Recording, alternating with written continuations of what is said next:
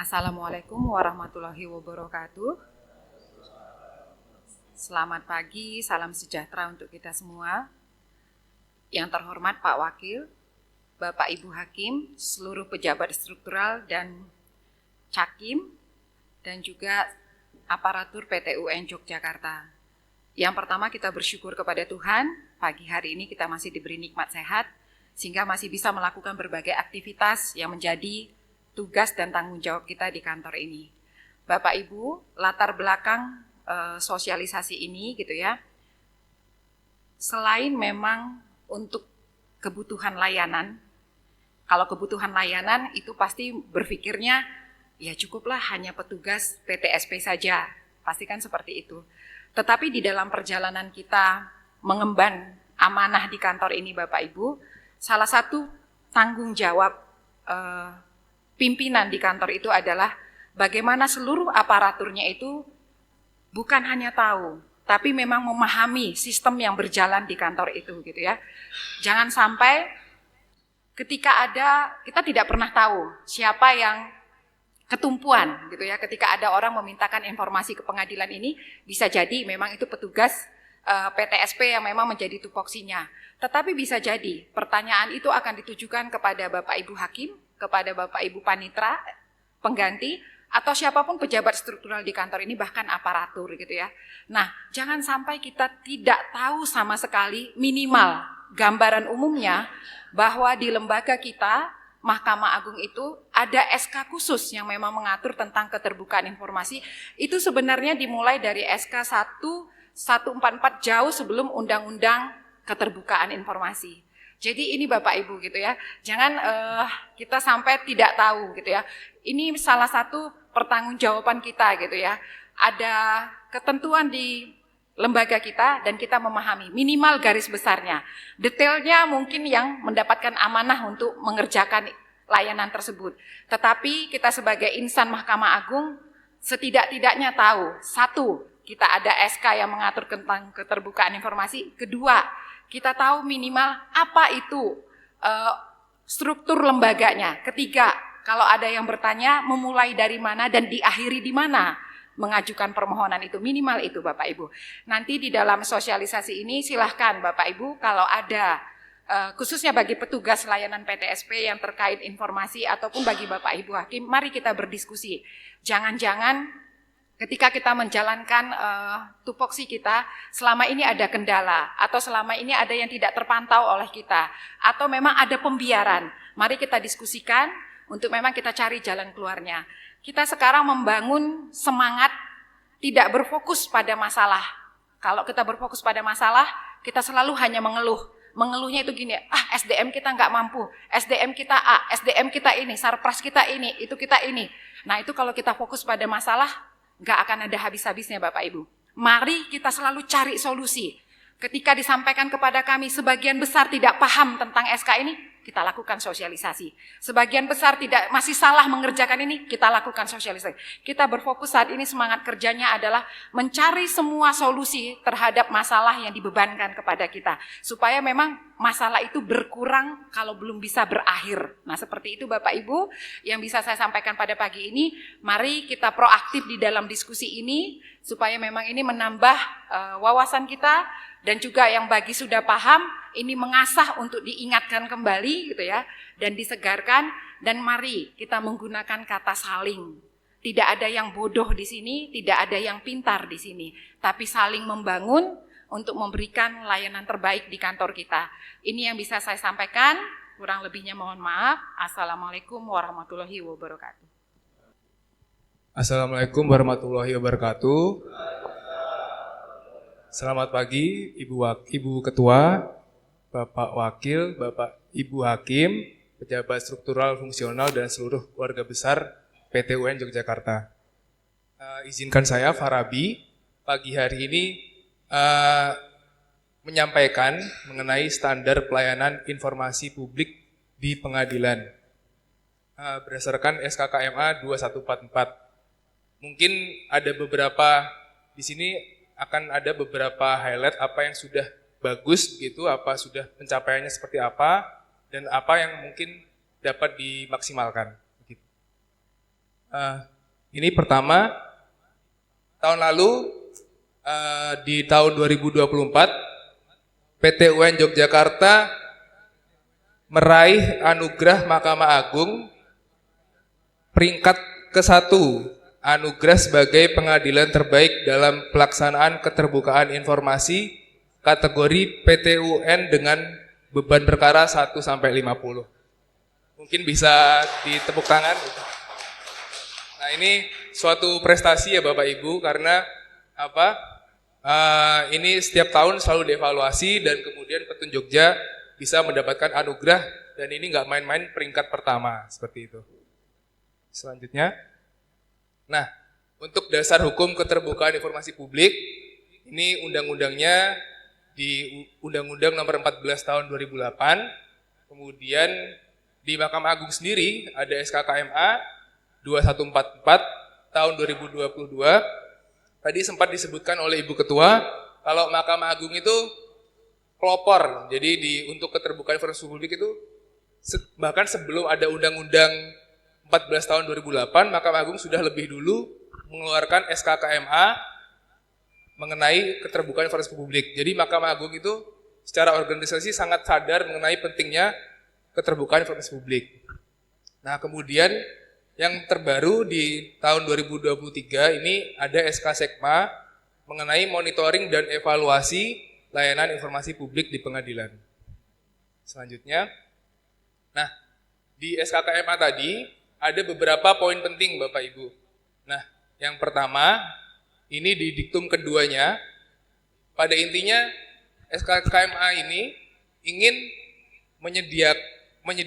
menyelenggarakan pelayanan informasi publik secara elektronik. Nah, itu meliputi pengumuman informasi, permohonan informasi, dan keberatan informasi.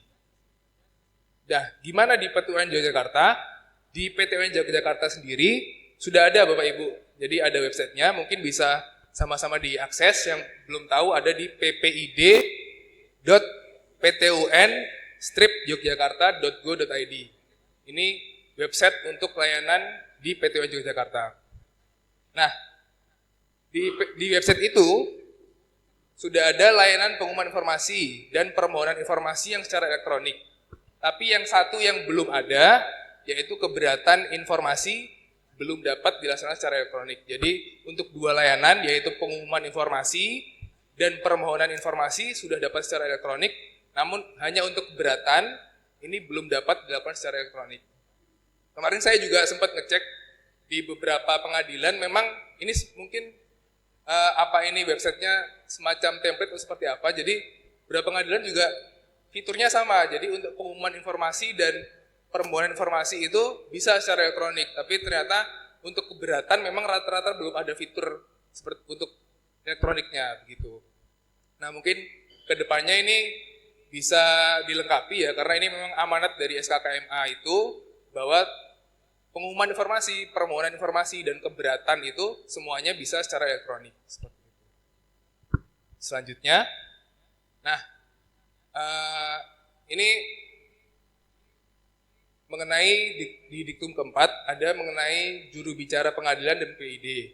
Ini kami kemarin juga sempat di diklat ada materi ya Bapak Ibu mengenai ini, dan kami dijelaskan backgroundnya bahwa seringkali terjadi prakteknya di pengadilan itu ada kebingungan ketika menghadapi permintaan permintaan informasi dari media massa. Siapakah yang harus menghadapi? Apakah itu juru bicara atau PPID?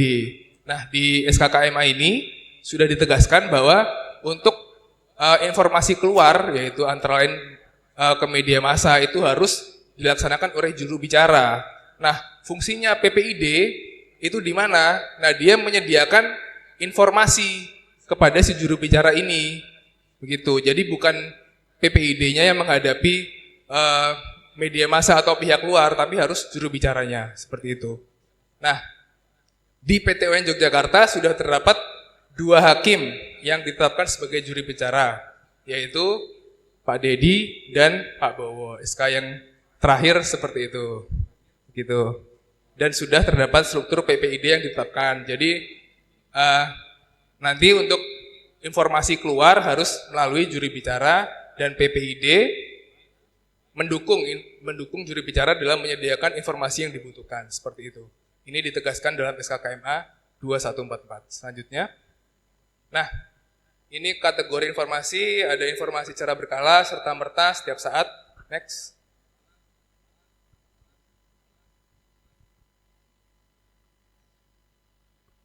Nah, untuk informasi yang dikecualikan di pengadilan.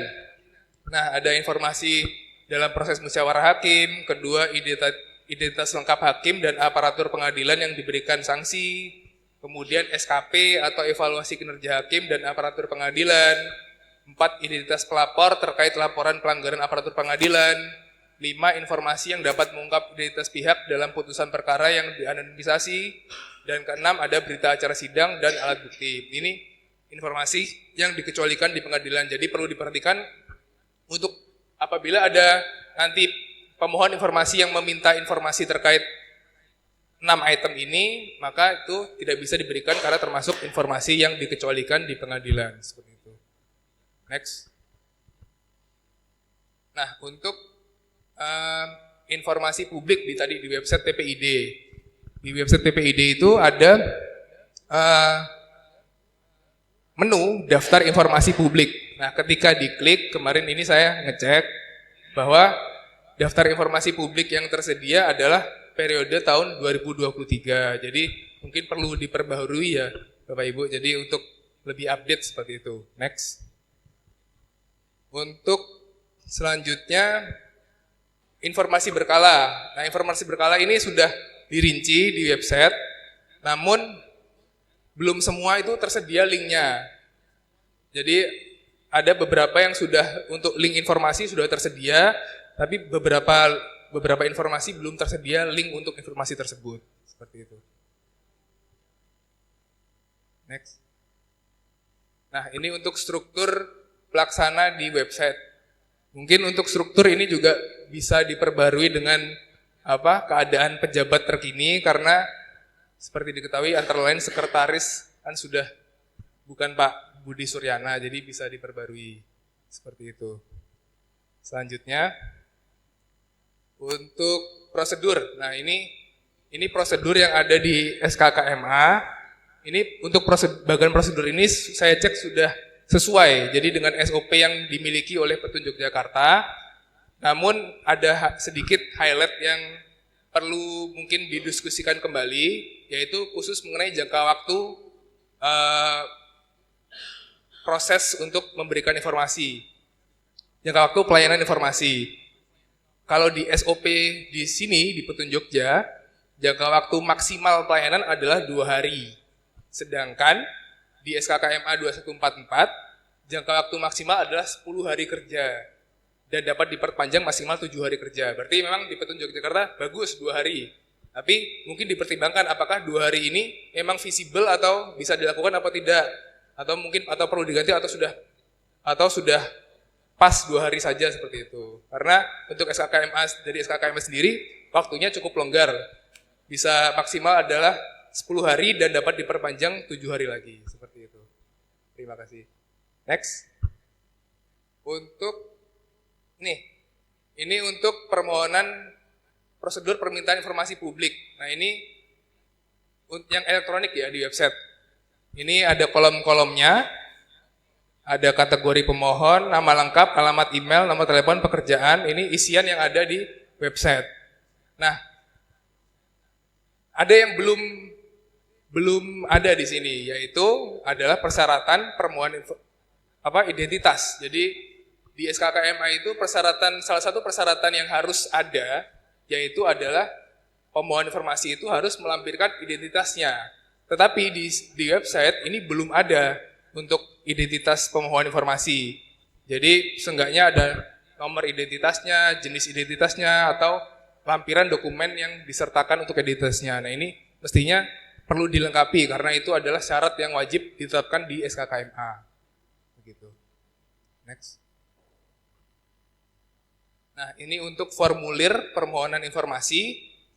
Nah, kemarin saya temukan di website bahwa formulir itu terdapat dua jenis formulir, yaitu formulir untuk prosedur biasa dan prosedur khusus. Nah, saya cermati lagi di SKKMA, hanya ada satu model formulir, yaitu di lampiran 3. Jadi mungkin bisa disesuaikan dengan formulir yang ada di lampiran 3 model tersebut. Selanjutnya untuk prosedur keberatan. Nah, ini untuk prosedur keberatan di website juga sudah ada SOP yang dipublikasikan. Kemudian pengajuan tadi seperti saya sampaikan di awal bahwa untuk prosedur keberatan ini diamanatkan dapat dilaksanakan secara elektronik, namun di website kita belum diakomodir untuk prosedur secara elektronik tadi. Selanjutnya. Nah, ini untuk anonimisasi putusan. Jadi di SKKMA ini juga mengatur adanya putusan yang dianonimisasi atau dikaburkan data pribadinya.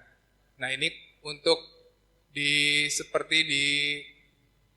untuk di pengadilan negeri itu kan ada perkara-perkara yang memang yang harus tertutup dan dikaburkan, misalnya perkara asusila atau kekerasan perkara yang terkait anak seperti itu. Nah, di PT UN ternyata kita cermati lagi di SKKMA ini juga diatur untuk perkara mana saja yang harus dianonimisasi atau dikaburkan. Nah, yaitu pertama, perkara tun yang menurut hukum persidangannya dilakukan secara tertutup, itu harus dikaburkan. Yang kedua, selain perkara yang tertutup tersebut, namun mengandung muatan pelanggaran kesusilaan. Nah, itu juga harus dikaburkan menurut SKKMA ini. Nah, bagaimana cara pengaburannya? Yang dikaburkan apa saja? Yaitu identitas pihak yang terkait dengan pelanggaran kesusilaan, meliputi nama, NIK, pekerjaan, dan sebagainya. Seperti itu. Untuk teknisnya lebih lengkap ada di SKKMA. Kemudian sebelumnya. Nah, ini yang melaksanakan pengaburan, PPID pelaksana yang melaksanakan pengaburan seperti itu. Next. Ini selanjutnya ada monitoring dan evaluasi. Tim monitoring evaluasi ini dibentuk oleh PPID Mahkamah Agung. Pelaksanaannya yaitu minimal 1 kali dalam 1 tahun. Nah, ini antara lain melalui kuesioner monitoring dan evaluasi sebagaimana lampiran 2 SK Sekma nomor 631 tahun 2023. Jadi kita bisa melihat sama-sama nanti ada di SK Sekma itu ada kriteria mana saja yang untuk pelayanan informasi, mana saja yang sudah memenuhi, mana saja yang belum, seperti itu. Nah, hasilnya nanti berdasarkan monitoring evaluasi tadi ada kualifikasi nilai, yaitu informatif, menuju informatif, cukup informatif, kurang informatif, dan tidak informatif, seperti itu. Next. Nah, ini ada sedikit catatan lainnya terkait situs web PPID Petun Yogyakarta. Itu tadi ada struktur pelaksana layanan struktur PPID tadi di website belum disesuaikan. Kemudian SKPPID yang tersedia di website masih SK yang lama tahun 2023. Kemudian ada halaman prosedur pelayanan informasi yang kosong di website. Dan kemudian ada halaman yang ganda atau double, yaitu mengenai formulir keberatan atas informasi. Begitu. Next. Oh, sudah selesai. Terima kasih atas perhatiannya Bapak Ibu. Mungkin itu yang dapat saya sampaikan. Saya juga ini sebenarnya pengamatan saya sendiri. Jadi mohon maaf kepada para pejabat PPID apabila mungkin ada yang salah atau yang kurang cocok, kurang benar, ya mohon koreksinya seperti itu. Tapi ini pengamatan saya pribadi atas bagaimana kesesuaian PT UN Yogyakarta dengan SKKMA. Jadi itu tadi yang menurut kami yang sudah bagus di tahun 2024 kita sudah berhasil mencapai peringkat 1, itu apresiasi yang sangat tinggi dari Mahkamah Agung dan kita perlu melanjutkan itu, dan bagaimana kita ke depannya bisa melengkapi apa amanat dari SKKMA 2144 untuk lebih baik di masalah pelayanan informasi publik. Sekian yang dapat kami sampaikan. Terima kasih. Assalamualaikum warahmatullahi wabarakatuh.